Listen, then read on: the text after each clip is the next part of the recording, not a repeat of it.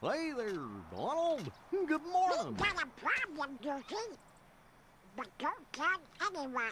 Ooh. So I noticed a problem in Kingdom Hearts. You always max out on money. Even if you don't go for 100%, chances are you still max out. So, what's the big deal?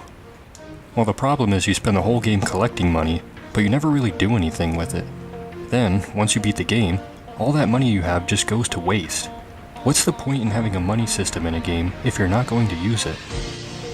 After thinking about it for a while, I realized that there are three main reasons why this happens.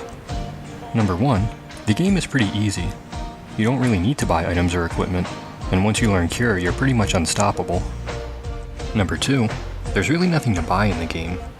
There are only 4 shops where you can use money, and none of the stuff they sell is very good.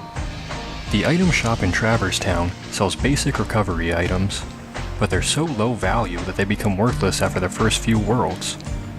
It also sells weapons for Donald and Goofy, but they aren't very good. You can find better stuff out in the field for free. The accessory shop sells some decent equipment, and their selection gets better later on. But again, you get better equipment for free just by playing through the game. You may end up buying 1 or 2 things as a stopgap for Donald and Goofy, but that's about it. The merchant in Agrabah is only available for a short time before you meet up with Aladdin. He only sells these basic items, which you can get back in Traverse Town, so this guy is pretty much pointless.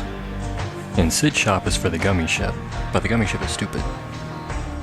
So basically, all of these shops are terrible, and you won't be spending your money. And number 3, the Moogle shop. The Moogle shop has all the good stuff, the high value healing items, and the best equipment. But in order to get it, you have to synthesize them using rare drop items, not money. Rare drop items are those things like blaze shards and frost shards that you sometimes get by defeating enemies.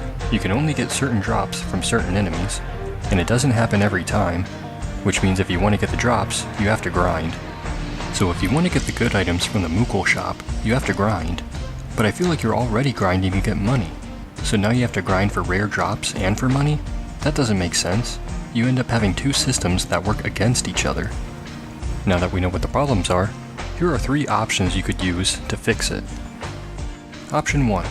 Have the item shop in Traverse Town sell all of the items in the game, even the high value ones. You could wait until later in the game to make them available, and of course they'd be more expensive than the weak ones, but now that you can buy as many as you won't have to worry about wasting them, or saving them for later. For this option, the Moogle shop would still function the same, using rare drops. But now, it would really only be used to get equipment.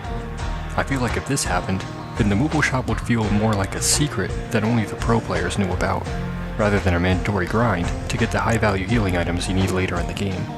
Option 2. Keep everything as it is now, but add a Moogle in the Moogle shop that would buy and sell rare drop items. This would essentially function as a roundabout way of buying those high value healing items, but it would also help players get those hard to find drops, like Mithril and Orichalcum. Also, since you can sell the rare drops you don't need, you could finally get rid of all those useless Gales. Option 3. The third option is to have both of the previous options. Why choose one when you can have the best of both worlds? An improved item shop and a more flexible Moogle shop gives the player more freedom with how they want to approach the game.